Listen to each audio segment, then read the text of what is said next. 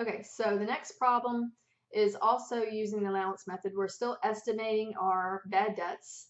It says McQueen uses the allowance method for handling receivables, using 6% of current receivables for the allowance for doubtful accounts based on the unadjusted trial balance. So it gives you your accounts receivable balance, the allowance for doubtful accounts balance, and it's asking you to record the adjusting journal entry that you need using the allowance method. And this time, instead of estimating your bad debts based on the percent of sales, now we're going to be basing it based on accounts receivable balance. And so again, I've made up a example problem very similar to what's in my math. This one says at December 31st, Lido Company's accounts prior to adjustment show the following balances. So I've got sales now of 587,600, accounts receivable balance of 75,350, and I have a credit balance of my allowance for doubtful accounts. And it says Lido Company uses the allowance method to account for receivables. And again, anytime you see that you're using the allowance method, you could go ahead and put in a debit to bad debt expense and a credit to the allowance for doubtful accounts. Anytime you see the words that you're using the allowance method to account for receivables or to account for bad debts, or you see that you're estimating uncollectibles, you automatically know that your journal entry is as follows here that I'm recording: a debit to bad debt expense and the credit to the allowance for doubtful accounts. Okay, that's an automatic. It should be as soon as you see the words that you're using the allowance method or that you're estimating uncollectibles or estimating bad debts, boom, you already know it's a debit to bad debt expense and a credit to the allowance for doubtful accounts. Then you just have to keep reading to see whether you are estimating these bad debts based on the percent of accounts receivable method or the percent of sales method like we did in the last transaction. In this particular transaction, we're using the percent of accounts receivable method because it says we're estimating bad debts based on 4.5% of the accounts receivable balance. And so again, now we already know what accounts we're debiting and crediting. Now we have to use this new information, percent of accounts receivable, to come up with our amount for our journal entry. So the math here is a little bit different. If you remember the percent of sales method, all we had to know was the sales and the percentage, and we multiplied those two together, and that was our journal entry amount. With the percent of accounts receivable method, we have to do one more step. So since we're estimating based on percent of accounts receivable, this time you're going to use the accounts receivable balance. Okay, so 75,350 times the percentage that they gave you, 4.5%. Okay, and that is going to give you a number, but that is not going to be your journal entry amount. Remember when we did percent of sales, it was just sales times the percentage, and that was the amount of our journal entry. But this time, that's not going to be the amount of my journal entry. But let's go ahead and figure out this amount first. 75,350 times 4.5%, which when we convert that to a decimal is 0.045. Okay, and then I'm going to equal. So that's $3,390.75.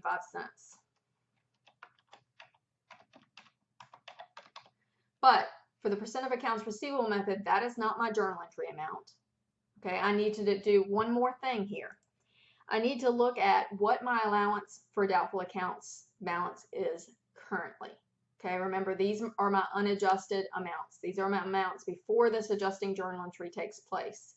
With the percent of accounts receivable balance, with the percent of accounts receivable method, if your allowance for doubtful accounts already has a balance in it, whether it be a credit or a debit, you have to take that into account when you're calculating the amount. And so since this has a credit balance, what I need to do now is subtract that credit balance to come up with my journal entry amount here. So let's pull up my calculator one more time. $3,390.75 minus $1,800. So my journal entry amount is going to be $1,590.75. So it's just one more step that you have to take. So when you're using the percent of accounts receivable method, you need three different items. You need the accounts receivable balance, you need the percentage, and you multiply those two together like we did here in this first step. You come up with a number, $3,390.75. And then you also need to know what your balance is in the allowance for doubtful accounts before this adjustment is made. And it's going to make a difference whether it's a credit balance or a debit balance. This particular transaction was a credit balance, so I subtracted that from the amount that I had before to come up with my journal entry amount of $1,590.75. If, however, this had been a debit balance, let me copy this over here and give you one more scenario.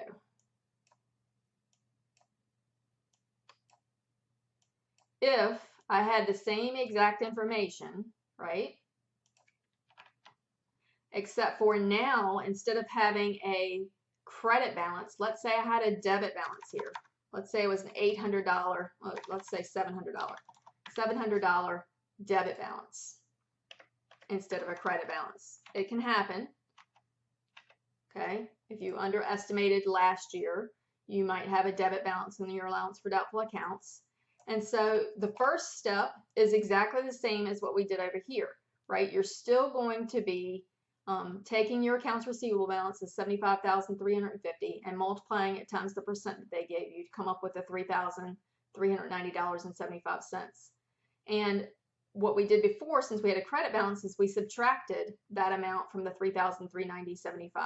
But now we have a debit balance. So now what we have to do is we have to add the debit balance. So if you have a credit balance and allowance for doubtful accounts, you subtract it. If you have a debit balance and the allowance for doubtful accounts, you have to add it. And so now my journal entry amount is the $3,390.75. Whoops, $3,390.75 plus the $700, so $4,090.75.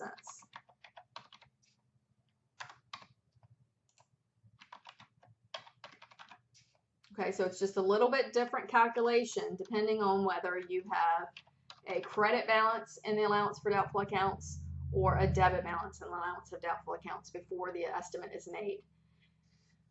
So the first part of it's exactly the same. You take your accounts receivable, multiply times the percentage, and then you have to look at your allowance for doubtful accounts. And you're going to have one of these two scenarios. You're either going to have a credit balance in the allowance for doubtful accounts, in which case you subtract that from the number you just got to come up with your journal entry amount. Or if you have a debit balance in the allowance for doubtful accounts, you'd have to add that to the amount you just got to come up with your journal entry. Okay, so let's continue on this first scenario here. This first scenario here then says, okay, now what I want you to do is I want you to post these amounts to your T accounts to come up with what your balance is now after this adjusting journal entry, right? Because these are my unadjusted balances. This is my adjustment. And now I have to come up with what are my balances after this adjustment is made. And so the only two they're asking for is allowance for doubtful accounts and bad debt expense. The allowance for doubtful accounts was the $1,800 credit balance, so I have to put that on the credit side of the T account, which is always the right-hand side. It does not tell me my bad debt expense, so I assume it's zero. Since it's not listed here, you can assume that it's zero. So I'm going to put in my beginning balance for bad debt expense to be zero. And then I just take these and I post them to the proper T account, right? Bad debt expense, I'm debiting $1,590.75, so I bring that down as a debit, and the debits always go on the left-hand side of the T account. So 0 plus $1,590.75 gives me a new balance of $1,590.75. I already had a credit balance of $1,800 for my allowance for doubtful accounts, and I credited $1,590.75 more. And since credits increase this type of account, I'm now just going to add these two together to come up with my new balance. Okay, we could have done the same thing. Let's see if this will copy right. We could do the same thing over here, right? If we had had the debit balance and allowance for doubtful accounts, still works out the same. You still had, this time we had a $700 debit balance in our allowance for doubtful accounts, right? So we have to put that on the debit side this time. Debits always go on the left-hand side of the T account. Still doesn't tell me anything about my bad debt expense. So again, I assume it's zero, and that little dash mark in Excel means zero. But this time I debited my bad debt expense for $4,090.75. So now my new balance will be $4,090.75. And I credited my allowance for doubtful accounts for $4,090.75. Okay, so for the allowance for doubtful accounts, right, credit balances increase these. Credits increase these.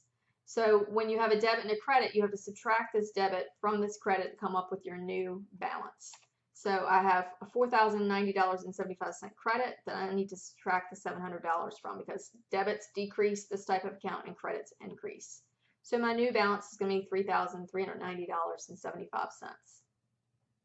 Okay, so no matter whether you have a credit balance or a debit balance, your adjusting balance should always come back to your beginning math there. All right, so the very last part says, show how your accounts receivable balance and the allowance for doubtful accounts will appear on the balance sheet after the adjustment has been made. And then I'm only going to do that for this first part that we did here. Okay, so my accounts receivable balance, again, I did not affect that at all, accounts receivable, with my adjusting journal entry. So I can go up here and just pick up the balance that was there from before, because this is my unadjusted balance and I didn't make any adjusting entries to my accounts receivable at all. So that balance did not change, $75,350, right? But my allowance for doubtful accounts balance did change. It was a credit balance of $1,800 before, but I credited it for $1,590.75 more. So now my new adjusted balance is now $3,390.75. So now I just need to subtract that from my accounts receivable balance to come up with what is my net realizable value. What do I actually think of this $75,350 of accounts receivable? How much do I actually think I might collect? Okay, because this is the allowance for doubtful accounts again. It's an estimate of what I think are going to be my bad debts in the future. So I have to subtract those two to come up with my net realizable value for my accounts receivable. What do I actually think I will be able to realize in cash once they're all collected?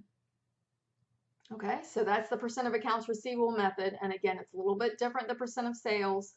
Under percent of sales, if you remember, all we did was take our sales times the percentage, and that was our journal entry amount. But with a percent of accounts receivable, you're going to take your accounts receivable balance times the percent that they give you. All right, and that'll give you an amount, right? $3,390.75 in this case. That is the amount that we want our allowance account to be after the adjustment is posted. If you notice here, it is $3,390.75, and that will always work out if you've done all your math correctly. However, that is not the amount of our journal entry when you're using the percent of accounts receivable.